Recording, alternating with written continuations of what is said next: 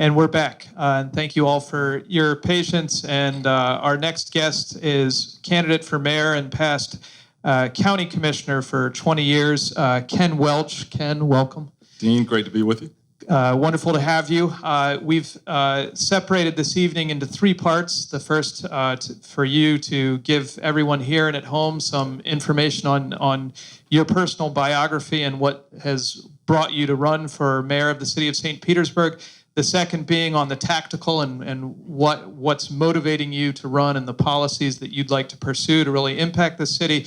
And the final piece on your philosophy of leadership. So we can try to get a better understanding of who you are and better inform the electorate. So up first then is in 90 seconds, if you could please give us your elevator pitch on who you are, your background and qualifications, and why you are the most qualified candidate to serve as the next mayor of the city of St. Petersburg. The format is I put my mic down, and when I raise it up to my mouth, that means your time is up. And we've got Mike Milvain from the Skyway Marina District helping us on the timer tonight if you see him give you a 5-second warning. So you're going to give me the 5 second. Okay, yes, sir. Great. I'm looking right at you the whole time. Thank you, Dean. It's good to see everyone here tonight. Good to be in person. I'm Ken Welch. I'm a third-generation St. Pete resident, and I love our city. Growing up here as a boy, we always aspired to be something greater. We always looked at ourselves as Tampa's little brother or little sister. And now we're seeing a lot of change and growth in our community. But growing up here, I know that change and growth in and of itself is not progress. And the reason I'm running is to make sure that we have progress for everyone that lives in our community, that every neighborhood sees a path to progress and they feel that they are part of the progress, not being displaced by the progress that we're seeing. Why am I running? I think we need someone with an accomplished record of leadership and collaboration. That's how we move forward. We can't do this on our own. In 5 terms on the commission, I've chaired the commission 3 times. I've served and been elected to lead the Florida Association of Counties. If you go to kenwelch.com and look at my endorsements, there are almost 60 endorsements. I'm proud that my endorsements look like our community. Black, white, straight, LGBT, Republican, Democrat, North, South, East, West, even a couple of Bogosiega Pirates are in there, right? I'm working with everyone, and every one of those folks on my endorsement list has worked with me on an accomplishment, a service, a program that helped move our community forward. And even before I was a county commissioner, I was working to lead our community forward. One example, Kim Burke, the clerk of the court, is on that endorsement list. Before either of us were elected, we were on the St. Pete Junior College Board of Trustees, and we saw that there was not 4-year degree access in our community. And so we took the J out of SPJC and made it St. Pete College and offered 4-year degree access. That's moving our community forward. Thank you. Related to that personal story, can you tell us your vision for St. Petersburg's relationship to the Tampa Bay region, the rest of the country, and how you would position the city to be a community of consequence throughout the United States? 60-second answer. 60 seconds. Well, I think we're already a community of consequence. I'm more concerned that we don't lose what made St. Pete great in the first place, that we don't lose our authenticity. I've got partnerships across this state. Again, I was elected to lead the Florida Association of Counties, elected by commissioners from all 67 counties. If you look at my endorsements, Bob Buckhorn is on there, Athena Joyner, Representative Sean Shaw, folks that I've worked with on regional issues, transportation, the water supply. We stood against oil drilling back in 2009. I went to Tallahassee and debated the incoming Speaker of the House and the Senate President when they wanted to open up nearshore oil drilling. They were saying how safe it was. A few months later, the BP oil spill happened and won that. That wasn't a partisan issue. That was an issue of common sense, our economy, and our environment. So I've already shown statewide leadership. I've already shown leadership in Tampa Bay. That kind of partnership will continue and serve us well when I'm mayor. Thank you. The city currently has an economic development strategy targeting 5 key sectors. Do you feel that's still relevant in a post-COVID world? And if not, how does the region approach economic development moving forward, and in particular partnering with education institutions throughout the county to create a pipeline of readiness for economic opportunities in the 21st century? 60-second answer. Well, I think, again, partnership and collaboration matters. In my last year as chair of the county commission, I traveled to Mexico City with Global Tampa Bay, Mayor Buckhorn, with Commissioner from Starkey from Pasco County. We are stronger as a region when we can work together to do that. I do think those 5 sectors are relevant. What I want to focus on is the missing gap. We need to connect with young people and folks in South St. Pete in a new way. After the rash of shootings, I held 2 youth summits to ask young people what is missing. And a lot of what they say is they can't get to the opportunities that are there. So I want to support our education system so that youth are ready for kindergarten, but also that there's opportunities like STEM. Mayor Castor has a STEM program that she's working with kids in the CRA, K through 12, and they are designing tiny homes for homeless veterans, right? And that's how you get kids connected and passionate about education. Super, thank you. On to climate change. Could you comment on whether or not climate change poses a specific threat to the city of St. Petersburg? And related to that, the debate on the city's coastal high hazard area. Please speak with us about your thoughts on how we responsibly develop and redevelop such a large percentage of the city's land located in this zone, and what role the next mayor has to lead that conversation. A 60-second answer. Like most issues, we have to follow the science. Last year, during my last year on the county commission, we had to deal with the pandemic. We followed the science and the medical experts. We have to do the same thing with sea level rise.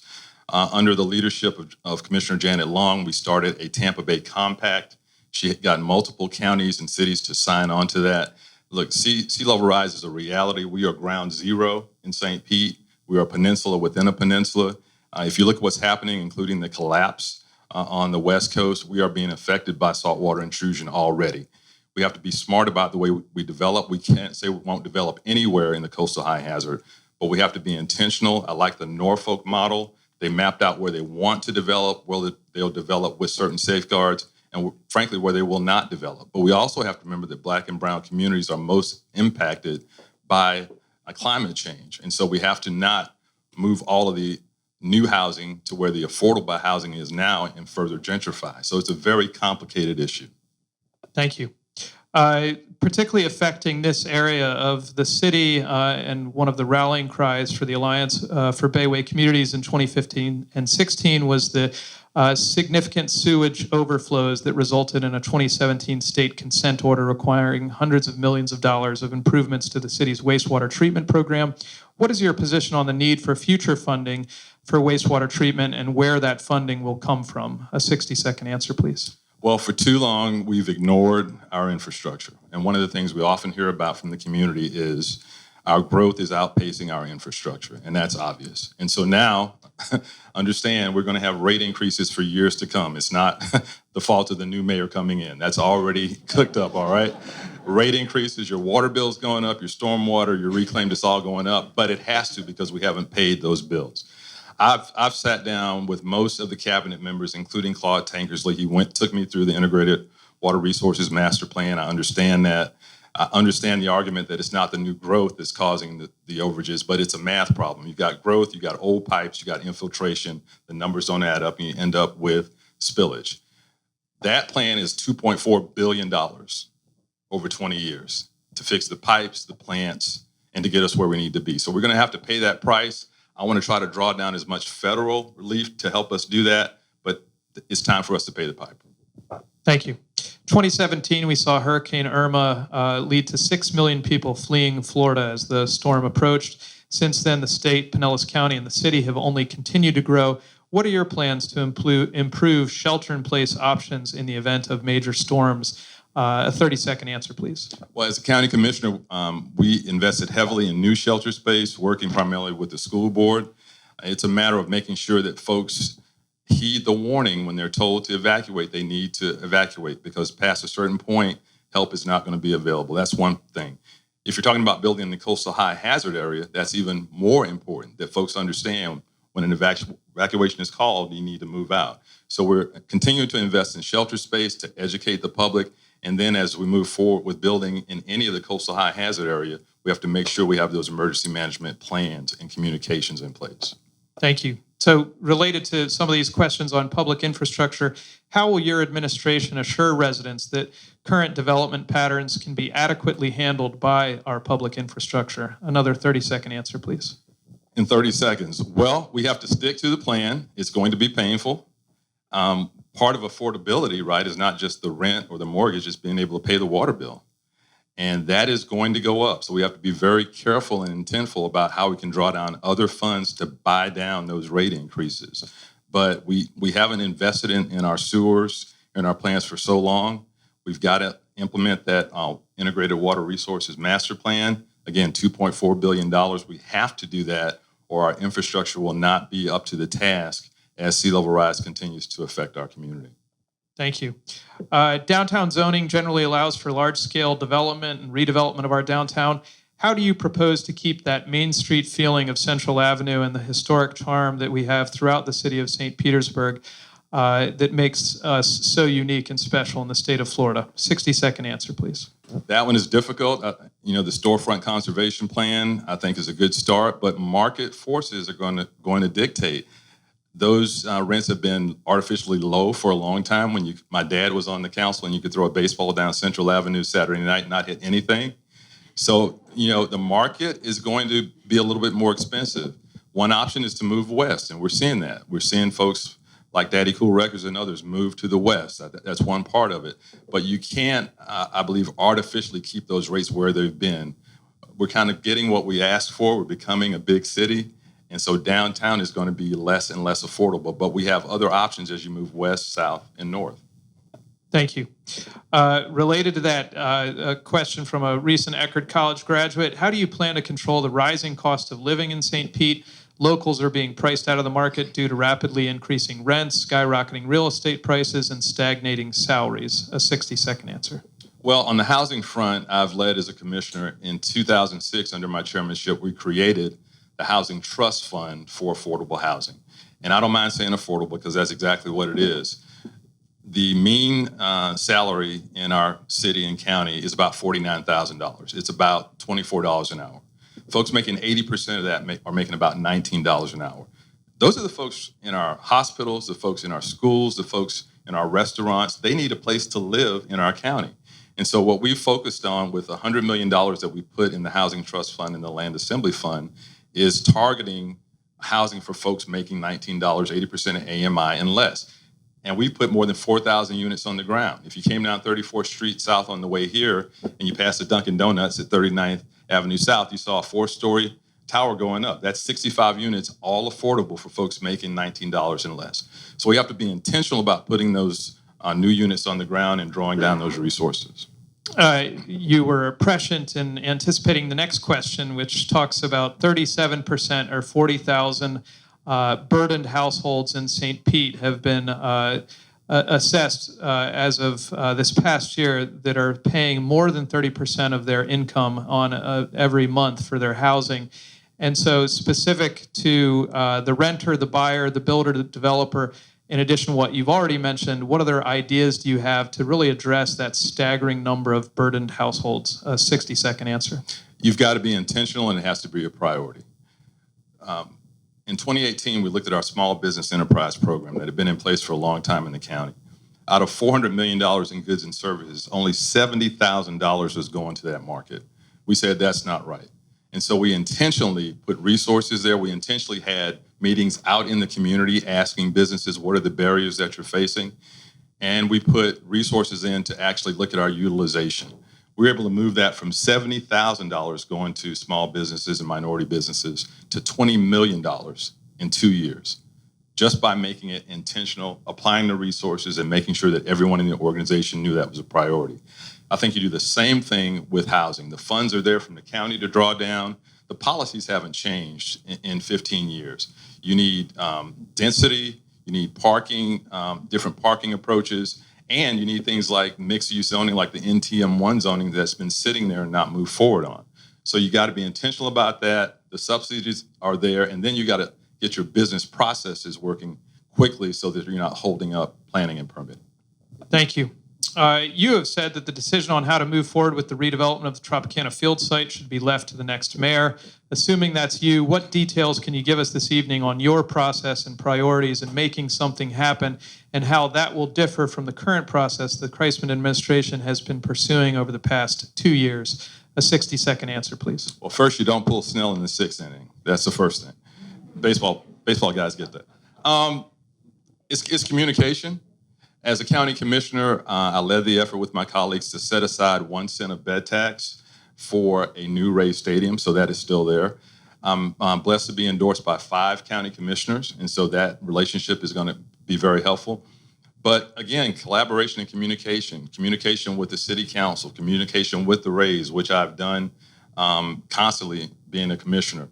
I think we can get it done. I'd like, again, to look at Allang Field. That is still on the table, despite what you might have heard the other night. A few years ago, they wanted to go to Allang and then pull that off the table. But when they talked about the split season, I did talk to Tourism Development Council members. They liked the idea because what works in Pinellas County is spring training. The Phillies, the Blue Jays, you have a sister city relationship and a year-round impact. So communication is where we start. Excellent, thank you. And our last section is on the philosophy of your leadership.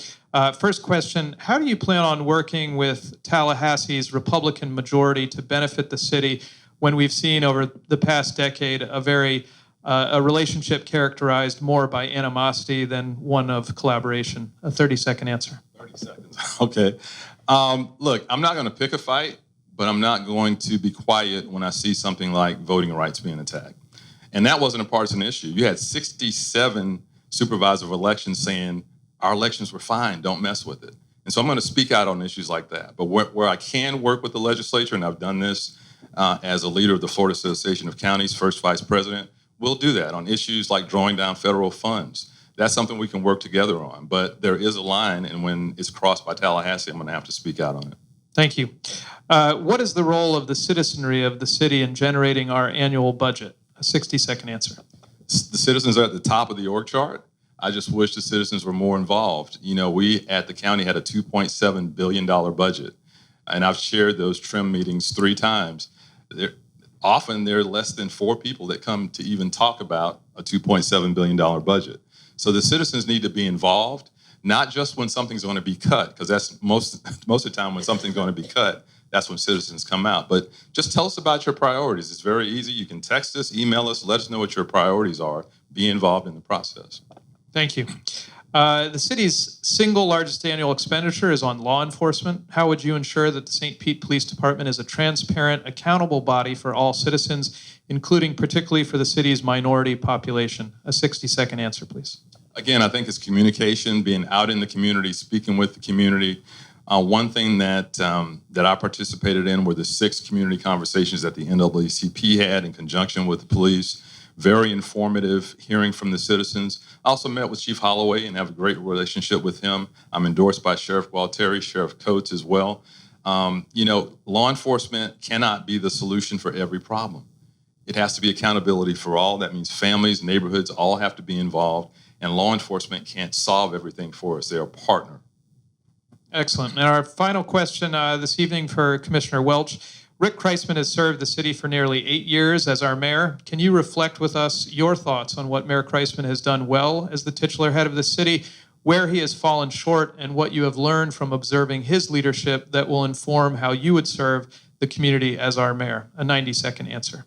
Well, Rick Kreisman is a Gator, but he's still a friend, and I'm not going to criticize what he's done. He inherited a tough issue with the pier. That turned out very well. He inherited the issue with the sewer overflows. He's got a plan now to deal with that. Every mayor is going to have to deal with the issues that they inherit. I think he did a good job, and I'm going to bring my background, my values, my collaboration, my leadership and experience to the job, and I'm looking forward to working for the citizens of St. Pete. Thank you very much, ladies and gentlemen. Ken Welch, and I think he didn't go over on any questions, so thank you. Appreciate it. Yeah, great job.